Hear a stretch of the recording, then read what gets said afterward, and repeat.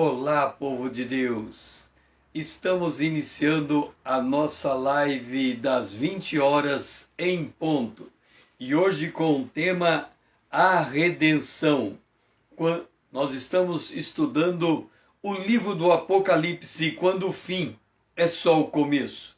E o tema desta noite é a redenção.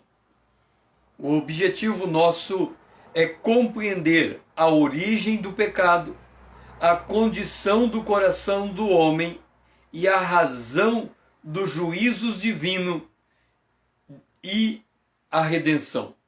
Eu creio que de todo o livro, de todos os módulos, este é um dos mais importantes. E por que ele é o mais importante?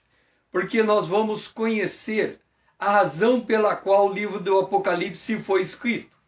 O que há por detrás dos acontecimentos? Por que nós chegamos às condicionantes necessárias para que o livro do Apocalipse se apresente como uma revelação para estes dias? Ou uma revelação que complementa todos os livros da Bíblia. O nosso texto base, ele está em João, capítulo 1, o versículo de número 4 e 5. Nós lemos em João, capítulo 1, o versículo 4, o versículo 5.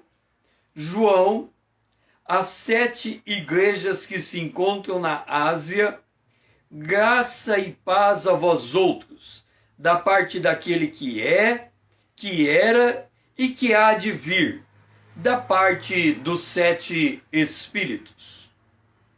E da parte de Jesus Cristo, a fiel testemunha, o primogênito dos mortos e o soberano dos reis da terra. 6. E nos constituiu reinos, sacerdotes para o seu Deus e Pai. A ele a glória e o domínio pelos séculos dos séculos. Amém. Eis que vem com as nuvens, e todo o olho verá, até quantos o passaram, e todas as tribos da terra se lamentarão sobre ele, certamente. Amém. Um outro texto paralelo a este que nós vamos ler é Daniel, capítulo 9. Por que Daniel, capítulo 9? Porque nós estamos falando da redenção.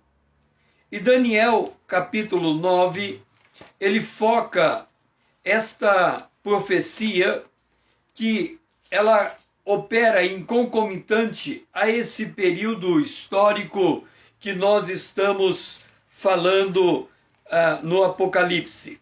Daniel, capítulo 9, o versículo 25. Sabe e entende. Desde a saída da ordem para restaurar e para edificar Jerusalém, até ao ungido ao príncipe 7 semanas e 62 semanas. As praças e as circunvalações se reedificarão, mas em tempos angustiosos. Depois de 72 semanas, será morto o ungido, e já não estará.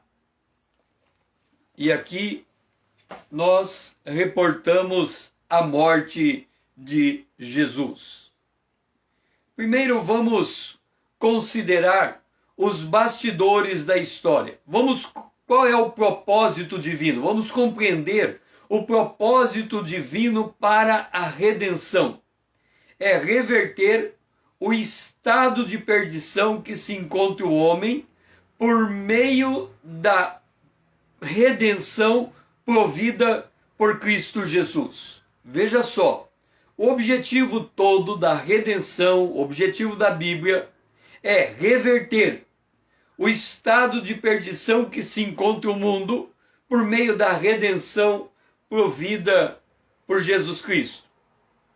nós também devemos compreender a revelação divina do Apocalipse, que é dar a conhecer aos servos do Senhor o plano divino que haveria de vir desde antes dos dias de João até a história adentrar na eternidade futura.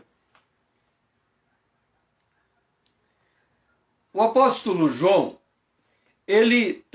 existe uma passagem que encontra no final do Evangelho, em que Pedro é chamado por Jesus e Jesus pergunta: Pedro, você me ama? Jesus pergunta 3 vezes para Pedro para restaurar ele daquele momento difícil que ele passou quando ele negou Jesus 3 vezes. Nas 3 vezes, Pedro declara: Senhor, eu te amo. Ao final, Senhor, tu sabes que eu te amo. Então, Jesus dá uma incumbência para Pedro: apacenta as minhas ovelhas. E ele sai andando com Pedro, quando Pedro olha para trás e ele observa que João estava ali. E ele diz: Senhor, o que vai acontecer de João? O que vai ser de João? Jesus já tinha ressuscitado. Era os últimos momentos dele entre os homens. Ele ficou entre nós por 40 anos. Num dado momento ele faz esta restauração de Pedro. Mas Pedro está curioso para saber o que vai acontecer com João. E Jesus disse assim: se eu quiser que João fique vivo até a minha vinda, o que me importa? O que te importa, Pedro? O que te importa, Pedro, se eu quiser que João fique vivo até a minha vinda? E aí ele complementa dizendo: segue-me você. O fato é que João deve ter ouvido aquelas palavras de Jesus e na cabeça dele ele deve ter pensado: eu verei com os meus olhos Jesus voltando. E aquela deve ter sido a expectativa de João. Ele devia orar incessantemente: ora vem, Senhor Jesus. Talvez era a oração mais constante da sua vida, porque o Senhor tinha dito isso para ele. Se eu quero que ele fique vivo até eu vir. Então, havia uma expectativa no coração dele que ele veria o Senhor. Ele olhando para Pedro, quando Jesus dá aquela declaração, ele deve ter pensado: talvez Pedro vá morrer antes de mim. E de fato, Pedro morreu antes de João, e João deve ter sabido da morte de Pedro. Então ele deve ter ficado pensando consigo: a minha idade está avançando, estou chegando a 90 anos de idade, ele velho. E aí agrava a condição de que ele foi preso, foi colocado na ilha de Patmos. Agora a idade avança, ele chega aos 90 anos de idade, ele olha para a palavra de Jesus que havia sido dita na sua juventude ainda. Ele era um homem, talvez lá pelos 40 anos, alguma coisa assim. O fato é que João começou a colocar em dúvida: mas por que Jesus não volta? Se a oração de João era: ora vem, Senhor Jesus, à medida que a vida dele avança e vai chegando ao final, a pergunta dele é: por que Senhor não volta? E aí, a resposta à pergunta de João é a revelação do Apocalipse. Jesus dá a ele a revelação de como será o retorno de Jesus Cristo. O que vai acontecer, quais são os eventos preparatórios para que Jesus pudesse voltar. Então João tem uma resposta àquela indagação: por que o Senhor não volta? Ele orava tanto: Senhor, volta, vem, Senhor Jesus. E assim ele escreve as cartas às 7 igrejas do Apocalipse.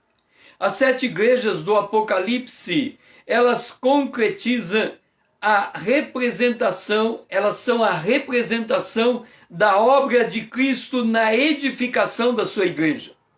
Lembra que Jesus disse aos discípulos: eu edificarei a minha igreja e as portas do inferno não prevalecerão contra ela. Jesus, ele olha para a igreja dos dias de João. Havia 7 igrejas naquela época que João conhecia bem, mas ele olha as igrejas ao longo da história e ele olha para as igrejas nos últimos dias e ele envia carta às 7 igrejas. Então Jesus estava enxergando, quando ele olha para o livro do Apocalipse e aquelas 7 igrejas, o ciclo completo da existência das igrejas na terra, desde João até o arrebatamento. Lembra dos nossos marcos históricos e como eles são importantes para nós compreendermos o livro do Apocalipse?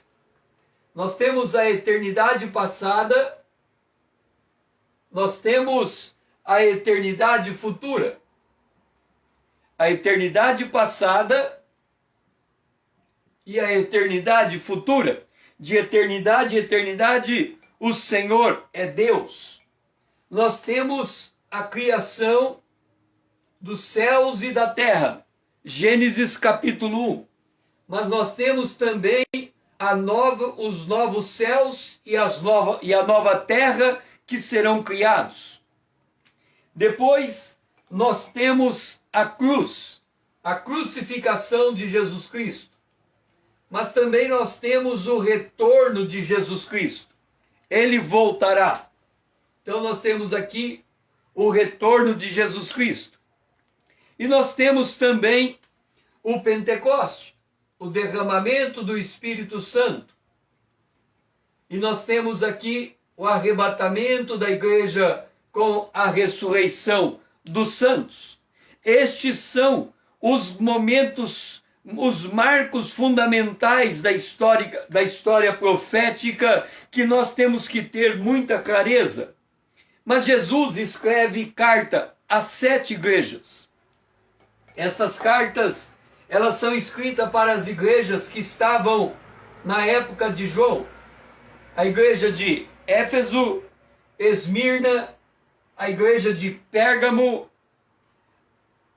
a igreja de Éfeso, deixe-me trocar aqui, Éfeso, a igreja de Esmirna, a igreja de Pérgamo, a igreja de Tiatira,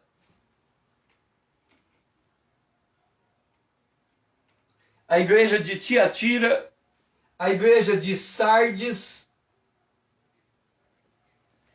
a igreja de Filadélfia e a igreja de Laodiceia. 7 cartas às igrejas que existiam nos dias de João. Uma outra forma de enxergar as cartas às igrejas é vendo elas ao longo da história. Então nós temos aqui a igreja de Éfeso, a igreja de Esmirna, a igreja de Pérgamo, a igreja de Tiatira, a igreja de Sardes, a igreja de Filadélfia e a igreja de Laodiceia. Então nós podemos ver 7 igrejas que existiam na época de João, 7 igrejas ao longo da história e, por fim, as 7 igrejas que representam as igrejas nos dias atuais. Então nós temos aqui a igreja de Éfeso, a igreja de Esmirna, a igreja de Pérgamo, a igreja de Tiatira, a igreja de Sardes, a igreja de Laodiceia e a igreja de Filadélfia e a igreja de Laodiceia. Então, João, ele recebe de Jesus, seja bem-vinda Lídia, seja bem-vinda Dora, ele recebe de Jesus a revelação da obra completa de Jesus nestas 7 cartas. as igrejas no período em que João estava vivo, as igrejas ao longo dos séculos e as igrejas no final dos tempos. Agora, por que esta história toda? Qual é o sentido da redenção? Qual é o sentido do mundo como vivemos? Por que houve a necessidade de Deus se revelar ao homem? Nós vamos observar três coisas importantes, três eventos importantes. Primeiro, a criação.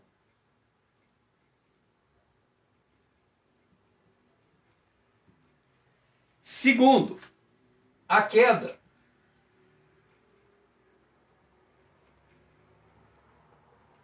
E terceiro, a redenção.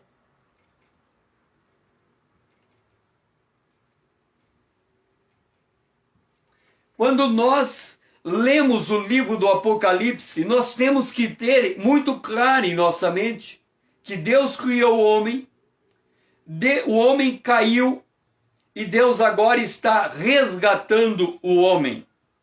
Então vamos ver a criação do homem. O livro de Deus criou o homem, e aqui eu quero que você entenda uma coisa muito importante, porque se você não entender isto, você não entende a queda do homem. Deus criou o homem perfeitamente habilitado para ser a imagem de Deus. Olha bem, eu não estou declarando que Deus criou o homem perfeito. Eu estou declarando que Deus criou o homem perfeitamente habilitado para ser a imagem de Deus. Gênesis capítulo 1, o versículo 27. Façamos o homem a nossa imagem conforme a nossa semelhança. E Deus se debruçou no pó da terra, fez o homem no formato que nós temos, depois ele assoprou sobre o homem o seu espírito e o homem se tornou alma vivente. Aqui está um homem criado por Deus, perfeitamente habilitado para ser a imagem de Deus. Façamos o homem a nossa imagem, conforme a nossa semelhança. Observe um outro detalhe. Quando a palavra criar é usado na Bíblia, criar algo do nada, ela é usada em Gênesis capítulo 1, versículo 1. Ali a palavra criar do nada aparece, criou Deus os céus e a terra. Depois aparece de novo aqui, quando Deus sopra sobre o homem, ele cria o espírito no homem. Ele pega o homem de uma coisa já criada, que é o pó da terra, mas ele assopra o espírito de Deus sobre o homem. Então ele cria o espírito do homem, e o homem se torna alma vivente. Em Eclesiastes capítulo 7, o versículo 29 diz: eis que tão somente achei isso, Deus fez o homem reto. Quer dizer, o homem perfeitamente habilitado para o propósito o qual ele foi chamado. Agora vamos entender algo da criação do homem que é extremamente importante para nós entendermos por que o mal existe. Porque se nós não entendermos isso, nós não vamos entender a presença do mal. Note uma coisa, nós sabemos que na queda, e depois vamos falar da queda, o homem foi enganado pela serpente. A serpente é o antigo Lucifer. O Lucifer, a Bíblia diz que ele foi criado perfeito até achar nele iniquidade. O homem também foi criado perfeito, foi criado reto, ou foi criado perfeitamente capacitado para ser a imagem de Deus. Por que isso? Vamos abrir a nossa Bíblia, e é interessante que você tenha a sua Bíblia consigo, para você ir folheando ela e se acostumar a ligar o Novo Testamento com o Antigo Testamento, a fazer comparação entre textos bíblicos. Isaías capítulo 6, o versículo 3, falando de Deus, diz: Santo, Santo, Santo é o Senhor dos exércitos. Toda a terra está cheia da glória de Deus. Deus é santo. Toda criatura tem que reverenciar Ele. Significa que Deus é absolutamente distinto e absolutamente separado das suas criaturas. Quando diz, no princípio criou Deus os céus e a terra, Colossenses capítulo 1 diz que Deus criou tanto as coisas visíveis quanto as coisas invisíveis. Deus criou os anjos e Deus criou os homens.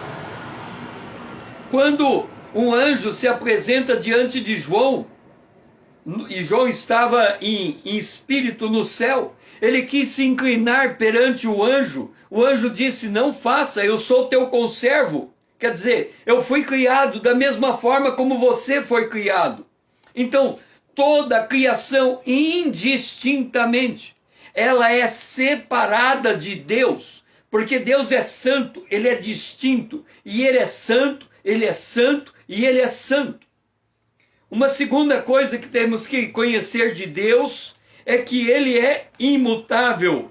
Hebreus, no capítulo de número 13, o versículo 8, falando de Jesus Cristo, diz: Jesus Cristo, ontem, hoje e o será. Jesus Cristo ontem, hoje e hoje é o mesmo, e o será para sempre. Por que, César, você está falando que Jesus Cristo ontem, hoje e amanhã e para sempre, ele será o mesmo? Ele é o mesmo. Porque Jesus, ele é a expressão exata de Deus. Ele é o homem perfeito. Ele é a expressa imagem de Deus. Jesus disse, quem vê ao Pai, vê a mim. Então Jesus, ele é o próprio Deus, o Verbo se fez carne, o Verbo estava com Deus, o Verbo era Deus. E Jesus, quando ele terminou toda a sua missão, ele diz, Pai, dá-me a glória que eu tinha antes. Qual era a glória que ele tinha antes? A glória de ser o próprio Deus, o Filho unigênito de Deus. Então Jesus é Deus ontem, hoje e o será para sempre o mesmo. Jesus é imutável, portanto Deus é imutável. Deus não pode mudar em hipótese alguma. A terceira revelação que nós temos que ter acerca de Deus para entender a criação do homem está em Deuteronômio, capítulo 6, o versículo de número 4. 6:4. Ouve, Israel, o Senhor nosso Deus é o único Senhor. O que é que temos aqui? Nós sabemos que existe um único Deus, não há outro Deus fora dele, não há outro Deus em cima dos céus, não há outro Deus embaixo da terra, não há outro Deus de hipótese alguma. Agora, note uma coisa, não havendo outro Deus, então Deus não pode criar outro Deus. Deus é onipresente, onipotente, ele pode fazer o que ele quiser, mas ele não pode criar a si mesmo, e isso é uma contradição de termo. Como é que Deus pode tudo e ele não pode se autocriar? Porque não há outro Deus, só um Deus. Ele tudo pode criar, menos a si mesmo, pois Deus é o único Deus. Aí você me pergunta, César, o que tem isso a ver com o homem? Se Deus tivesse criado o primeiro homem, perfeito e impecável, com impossibilidade de cair em pecado, o homem seria outro Deus. Seria igual a Deus. E isso Deus não pode fazer. Aí você diz, César, o que significa isso? significa que o homem é a imagem de Deus, mas não é Deus, não é igual a Deus, não é o mesmo Deus, não é a mesma matéria de Deus, não é a mesma substância de Deus. O homem é um ser criado por Deus. Ele vai lá, ele pega o barro, e ele molda um ser humano, e ele assopra o ser humano. O que significa isso? Significa que para o homem ser igual, ser a imagem de Deus, ser a semelhança de Deus, ele tem que obedecer para sempre. O que significa isso, César? Significa que quando Deus cria o homem, ele entrega ao homem o perfeito livre-arbítrio, o direito de escolher entre andar com Deus e sair da presença de Deus. Ele cria o primeiro homem absolutamente livre, inclusive para desobedecer a Deus. Por isto que eu disse que o homem é perfeitamente criado para ser a imagem e semelhança de Deus. Mas ele tem que desejar, querer e continuar para sempre obediente a esse Deus, porque apesar de ser a imagem e semelhança de Deus, ele é criatura, ele é servo de Deus. Por causa disso, o homem caiu em pecado. Ele se deixou seduzir pela serpente e caiu em pecado. Ele desobedeceu a Deus e naquele ato ele foi destituído da glória de Deus. Então, a partir daquele instante, todo descendente de Adão passou a nascer pecador. Aí você vem e diz: César, como que alguém pode nascer pecador? Romanos capítulo 5, versículo 12. Como por um só homem entrou o pecado no mundo, e pelo pecado a morte, assim também a morte passou a todos os homens, porquanto todos pecaram. Um bebê nasce pecador? Vamos responder diferente. Aí você vai dizer: César, o bebê nasceu inocente. Ele não é pecador. Ele não tem consciência. Ok.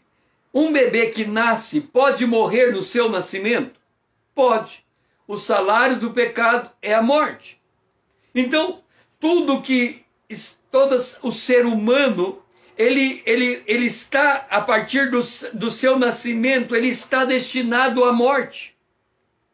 Ele carrega um fardo muito terrível, porque ao longo da sua caminhada, desde o seu nascimento até um pouquinho antes da sua morte, ele tem que se livrar desse destino terrível que está diante de si.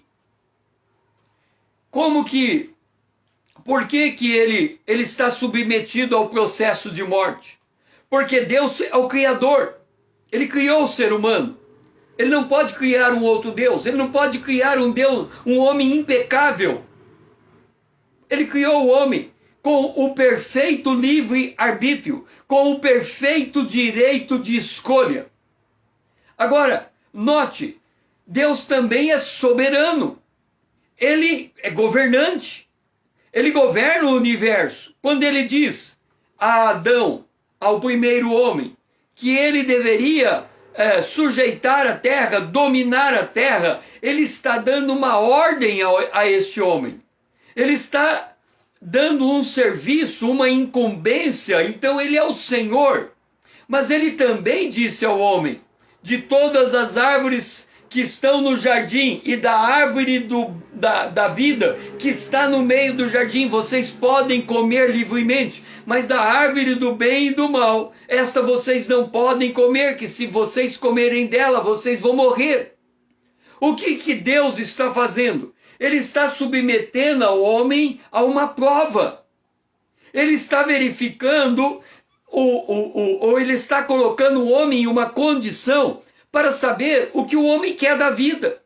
se ele quer continuar numa perfeita obediência com Deus, então ele vai se manter perfeitamente inocente, ele vai se manter perfeitamente puro, ele vai se manter perfeitamente habilitado para viver a vida eterna, ele vai comer da árvore da vida.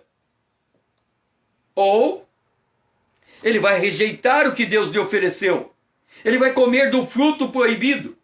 E ao comer do fruto proibido, ele perde aquela condição original. Ele nunca mais pode voltar àquela condição.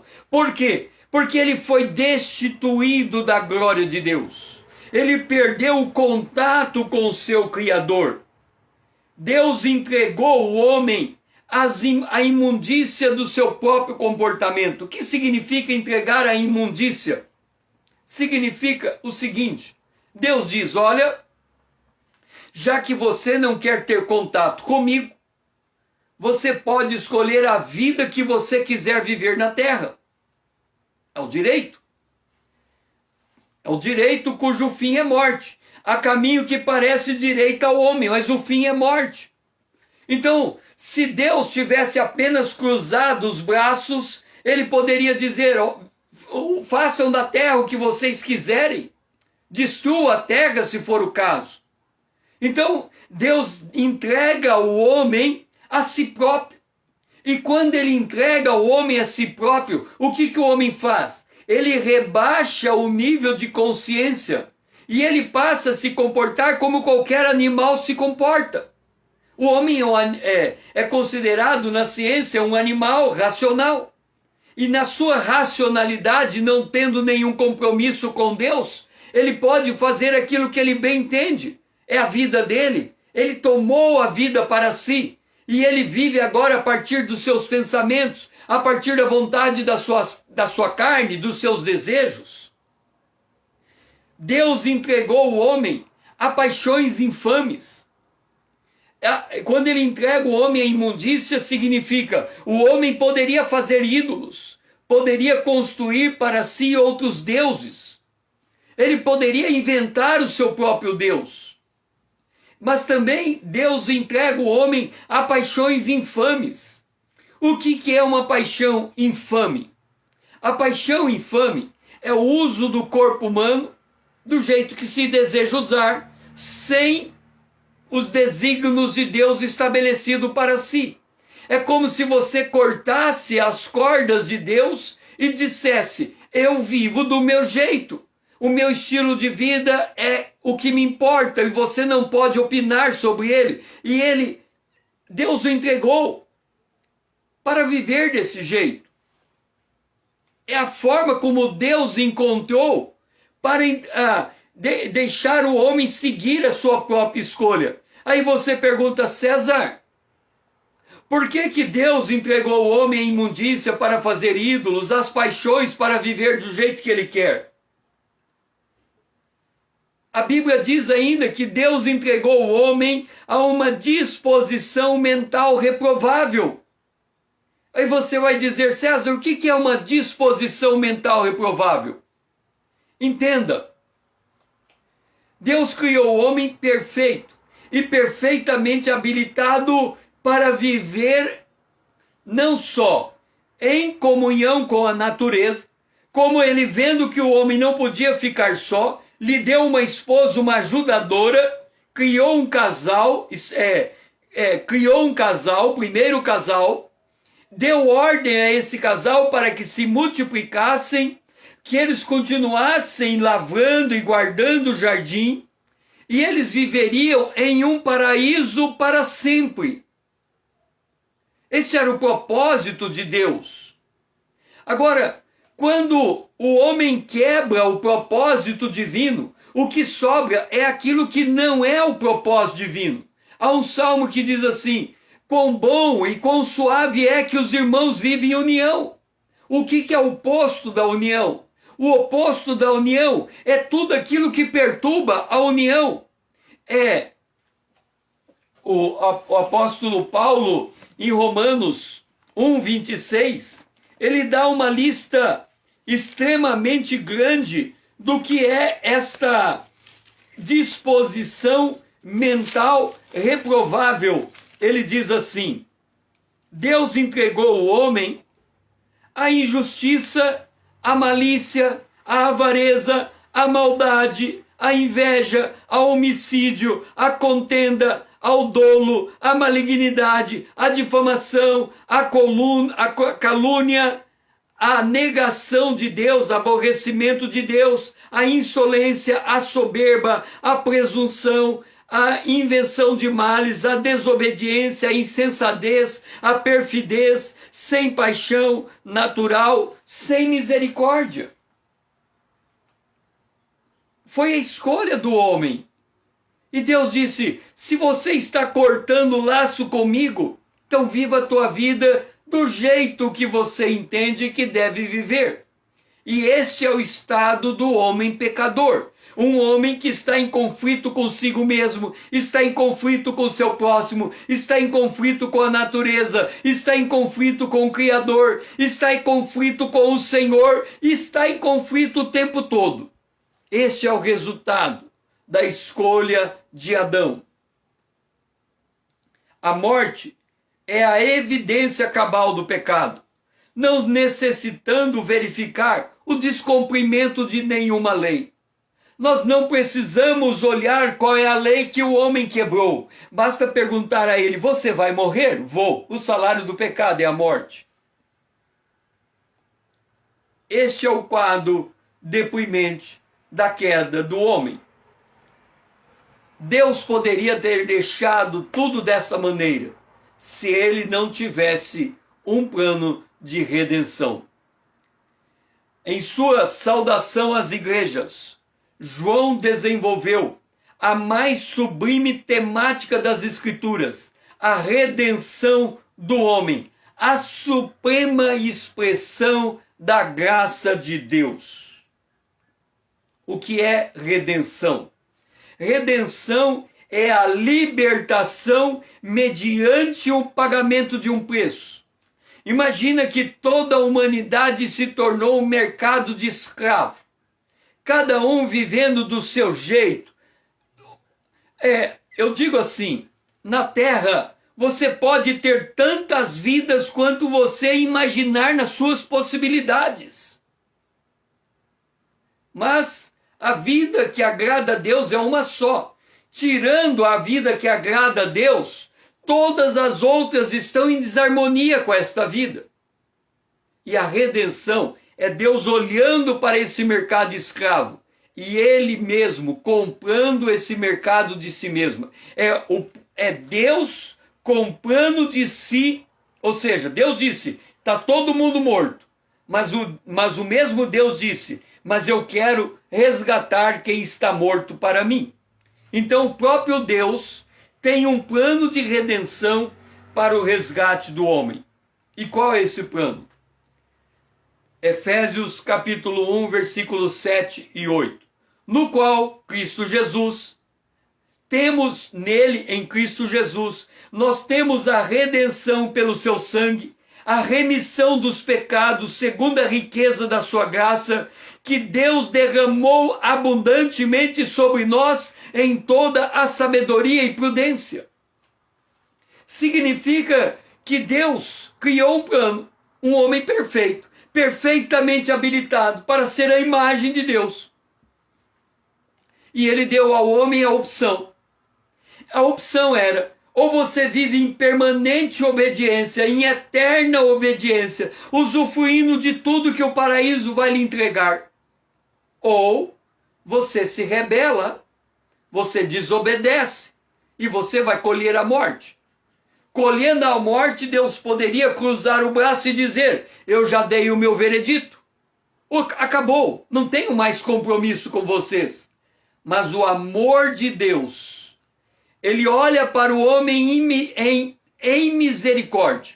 E na sua graça, o amor imerecido de Deus, Ele resolve resgatar o homem do seu pecado, através do seu Filho unigênito, que se fez homem, habitou entre nós, viveu em perfeita obediência. Ele nasceu perfeitamente habilitado para ser o Filho de Deus, quando Deus lhe dá um corpo. e ele viveu perfeitamente habilitado como filho unigênito de Deus em obediência, e a sua obediência foi até a morte, e morte de cruz. Por isso nós temos a redenção pelo sangue de Jesus. Segundo, a riqueza da graça de Deus. Significa que esta riqueza da graça de Deus, nós vamos observar ela em diferentes ângulos, em diferentes maneiras, em diferentes espécies. E quando nós lemos o livro do Apocalipse, é uma plena manifestação da graça de Deus, da redenção. Por isto, 1 Coríntios capítulo 6, versículo 20 diz: porque foste comprados por preço, agora, pois, glorificai a Deus no vosso corpo. Entenda, quando nós estamos dizendo que Deus olhou para o mercado de escravo e ele comprou o homem, Deus não comprou o homem de Satanás, da serpente, da antiga serpente, do dragão, não. Este foi um inimigo que invadiu e levou o homem, induziu o homem, convenceu o homem ao pecado. E ele vai ser condenado por isso. Ele já é condenado. O fato é que foi Deus que disse: se comer, morre. E é Deus que tem que achar um jeito de dar um upgrade na sua palavra. No sentido de dizer: olha, se você comer, você morre. Agora você está morto.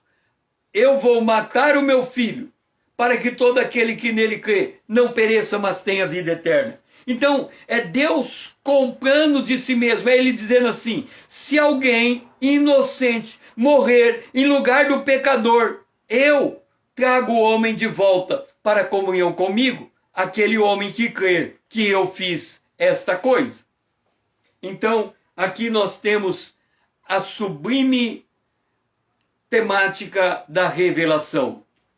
Agora que nós já compreendemos o grande quadro, a criação, a queda e a redenção, nós temos que entrar no detalhe, enxergar a situação do mundo, a origem do pecado e voltar de novo para a queda do homem, para que nós possamos entender como que vai se dar essa redenção. Lembra de Caim e Abel?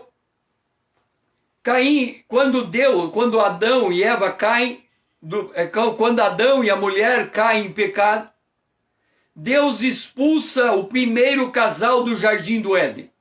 Coloca um anjo com espada flamejante para que ele não possa voltar, a fim de ir até a árvore da vida e comer daquela árvore e permanecer vivo para sempre. Aquele caminho foi fechado. Agora o homem precisava conhecer a graça de Deus. O homem estava condenado no pecado.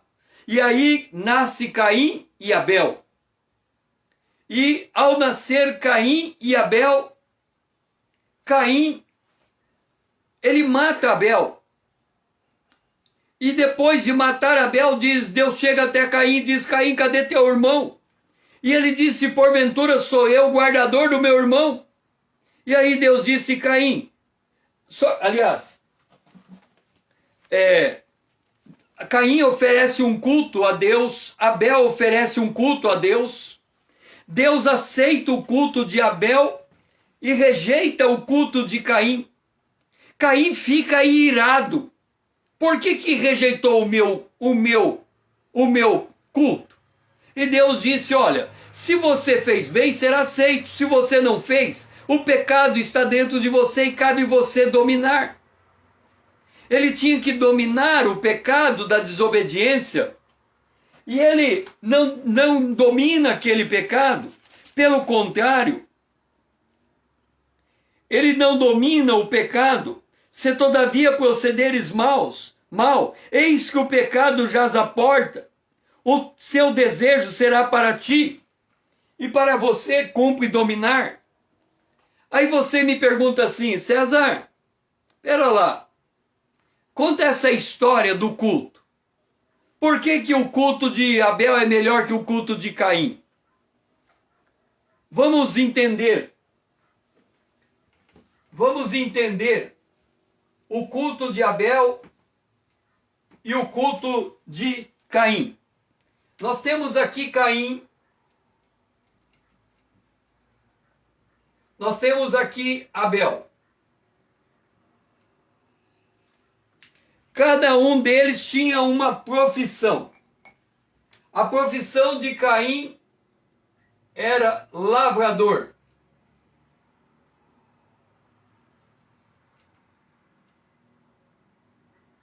A profissão de Abel era pastor.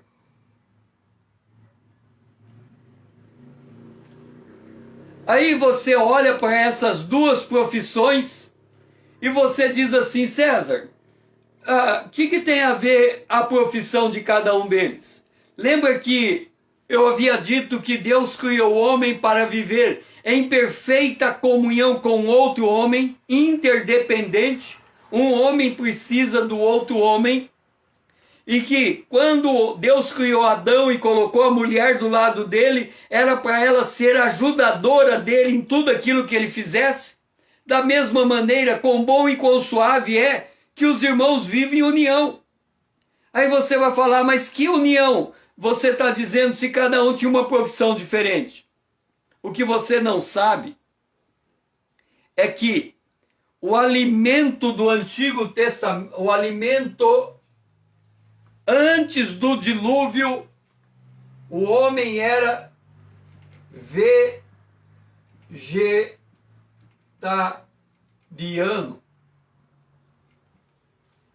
Não era só o homem que era vegetariano. Toda a criação era vegetariana. Nós vemos isso em Gênesis capítulo 1, verso 29. Eis que vos tenho dado todas as ervas que dão semente e se acham na superfície de toda a terra, e todas as árvores que há fruto que se dê semente. Isso será o vosso mantimento. Então, Abel, pastor, e Caim, lavrador. Qual era a comida? Vegetal. Então, se Abel quisesse comer, o que Abel teria que fazer?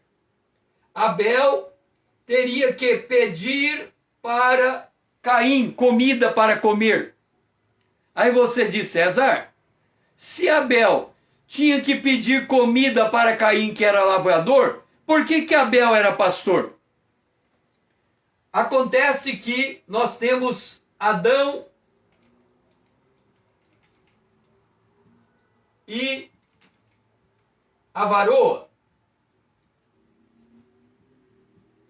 que é a esposa de Adão. Eles caem em pecado diante de Deus. E o que eles fazem? Eles fazem vestes de figueira para cobrir a nudez deles.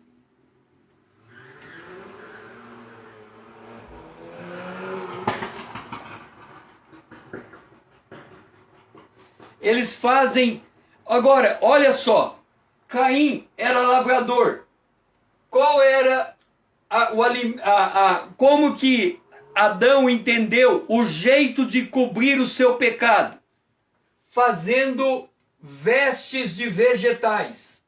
O que Caim ofereceu de sacrifício? Ele ofereceu de sacrifício planta para Deus. O mesmo tipo de veste que Adão fez para si. Caim, por outro lado, Abel, por outro lado, ele percebeu que Deus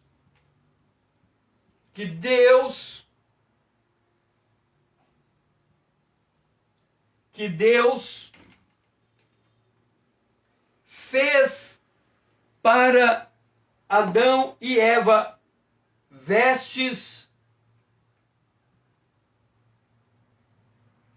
de animal.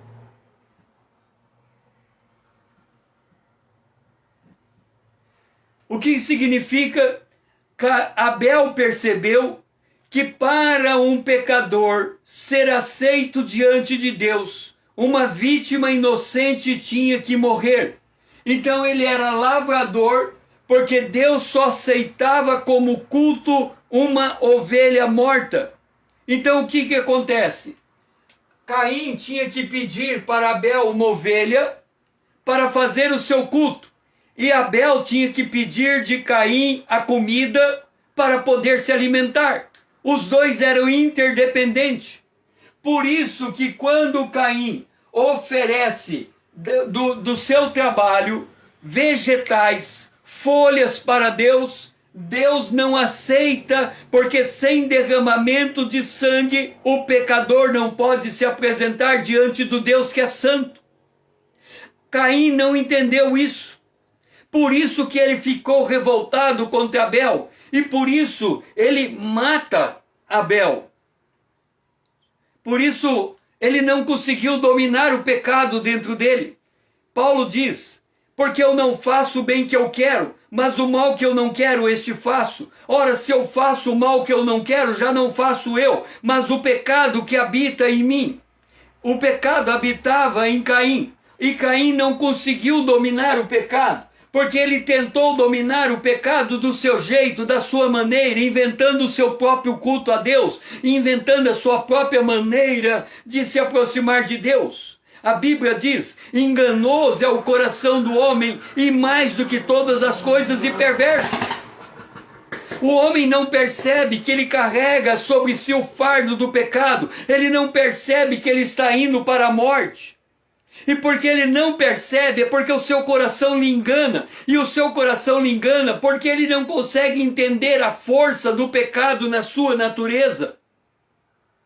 Jesus disse: do coração do homem procedem os maus pensamentos, a morte, mortes, adultérios, prostituição, furtos, falsos testemunhos e blasfêmias.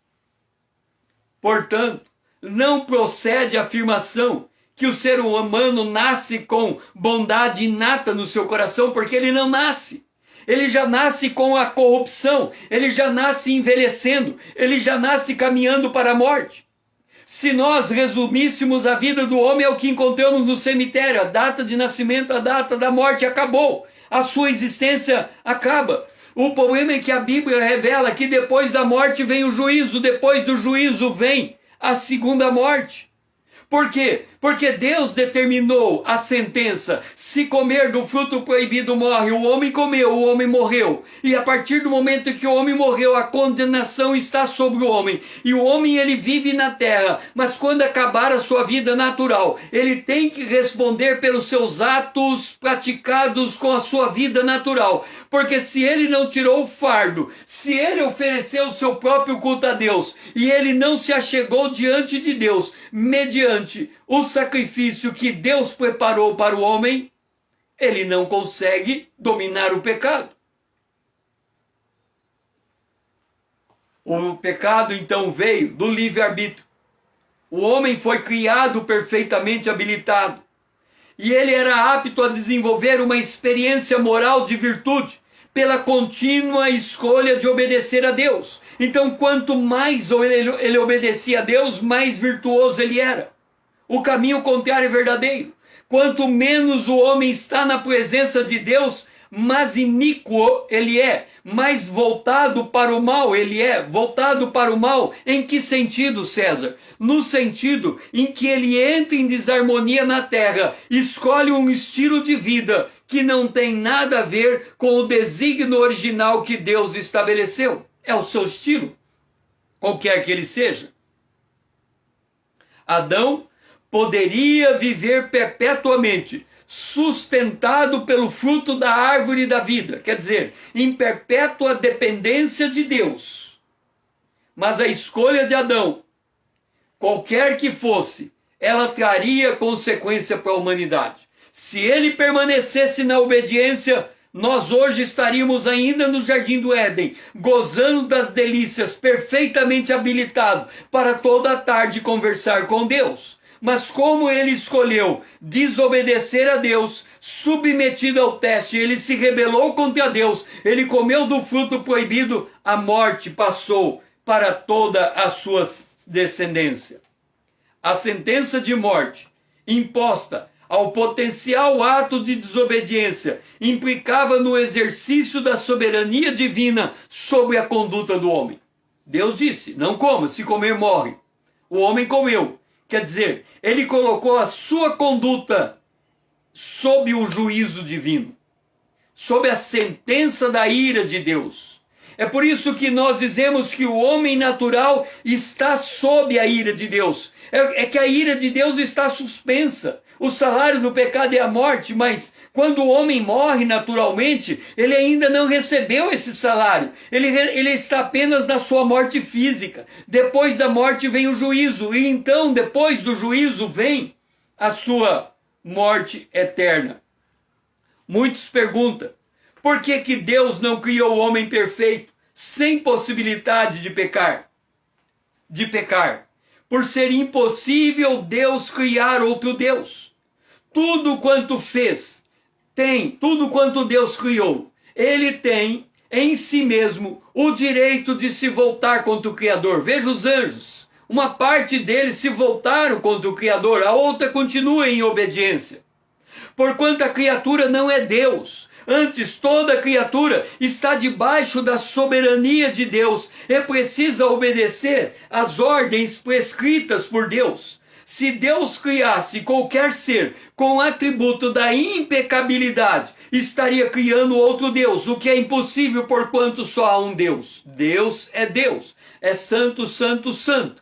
Deus é imutável, é o mesmo ontem, hoje e sempre. E ele não pode criar a sua criatura como ele próprio. Então ele cria a sua criatura perfeitamente habilitado para servi-lo. E Adão escolheu desobedecer a Deus.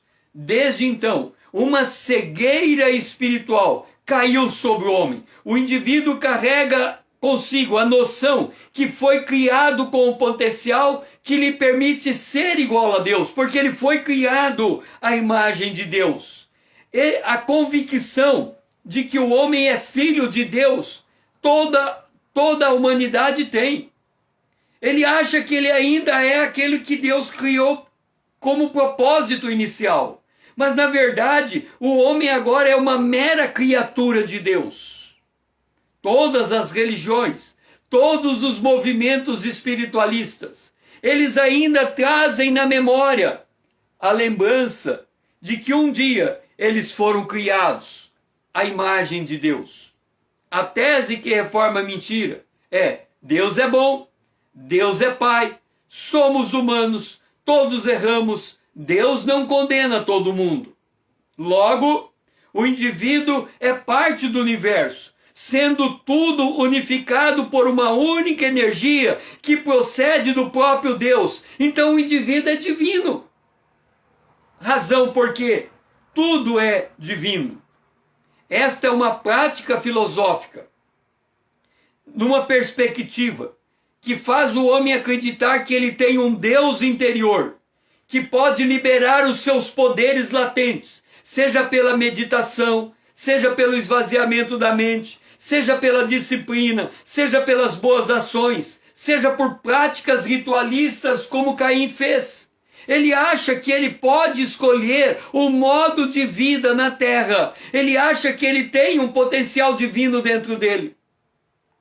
Mas esse potencial divino foi rompido quando Adão escolheu desobedecer a Deus e comer do fruto proibido e trazer a morte para a humanidade. Esta é a situação do homem, esta é a queda do homem. Aqui estamos terminando essa primeira parte, a redenção.